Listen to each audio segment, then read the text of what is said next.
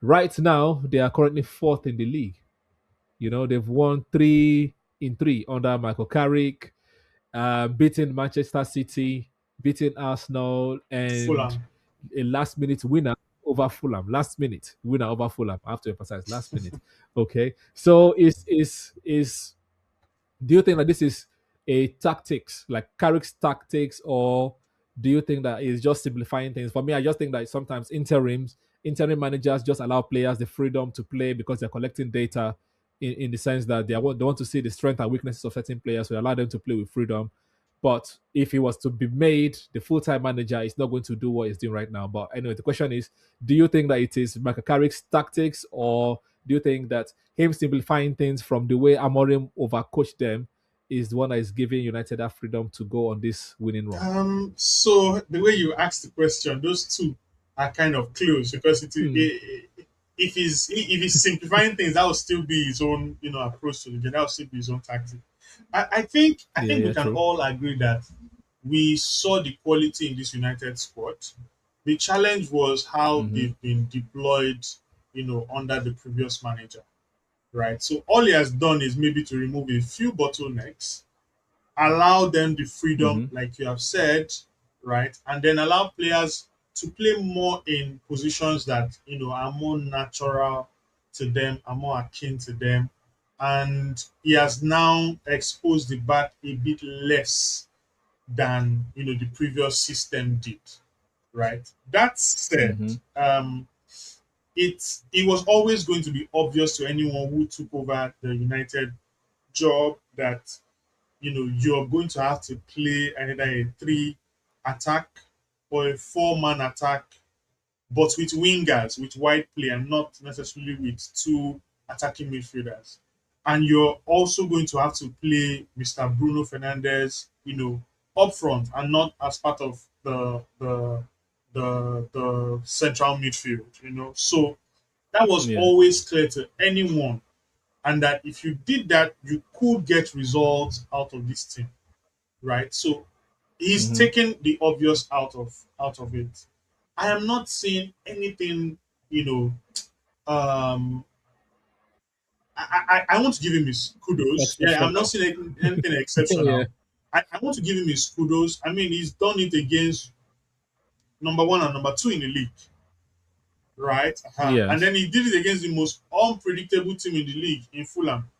You don't know what Mm-hmm. version of Fulham you're going to Yeah. meet. Today you can meet Barcelona '09 Fulham, and then tomorrow you meet Stoke City Fulham. So he's done it against three teams. So you have to give him his due credit for that.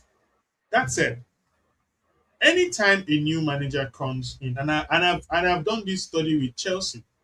Every time there's a new Yeah. manager, there's the urge to rewrite, will I say, history in the eyes of the fans from the player's point of view. Oh, guys, you need to see that Mm-hmm. I'm a good player. It wasn't me, it was a manager. So everybody, Yeah. comes in with a different level of ginger, a different level of approach to the game.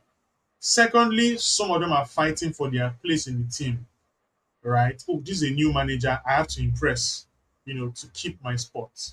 So that used to happen because Roman Abramovich always fired and hired new people. So that used to happen a lot with Yeah. Chelsea. So it's a combination of the new manager bounce, the basics that we all knew, United needed to be put in place for that team to succeed, and then whatever freedom that Carrick has given the players, to express themselves on the field. Sometimes, if you Mm-hmm. watch pockets of their play, you see it not going so well, but then you eventually see it Yeah. work out fine. There's sometimes where they've not Mm-hmm. calibrated their movement. Someone is moving in this direction when it's supposed to be moving in this direction, and it confuses whoever is with the ball to give the pass, but somehow they've been sorting out their Yeah. two left legs, on the pitch. In the Yeah. game today against Fulham, they almost beat them, but somehow they were able to scale through. So I think it's a combination of all three. How long the new manager bounce and the extensive free roll, would last, I Mm-hmm. don't know. But I believe that whatever setup they're using now, which we've all agreed with, is the setup that suits this team and the players that they have. Do you understand? So Yeah. I mean, they have adequate personnel for this current setup, and it should favor them, all things considered. But how long that manager bounce will last, how long I don't know what name they're calling this era now. The old Hmm. Carrick era would Is it Carrick on the wheel? It says carry on Carrick the on the wheel. wheel. Yeah, I don't know how long Mm. that would last. They're facing Tottenham next. Maybe we'll get to Mm-hmm. see, we get to see how how much of a test Tottenham would provide. Yeah. Yeah, yeah, we'll see. For me, I'm going to just chuck it down to being interim, and like you said, maybe the players are trying to rewrite the errors of the past to say it's not us, it's the manager. But yeah, I think they're going to lose their next game because Fulham, no, for like they were overall, I would say Fulham were the better game. Maybe I've just come because I'm hating, but if Fulham had better strikers, they would have definitely won that game because they opened them up time and time and time and time again. But they just couldn't have the clinicality. Chukwueze didn't know what he was doing. Basically, Jimenez is not the right guy. He will be overplayed, like played very very well. Harry Wilson played very well, but just the attackers were not just they're not just doing their jobs. So a better team will do them. Maybe that might be Tottenham. Maybe that will be the game after, but who knows?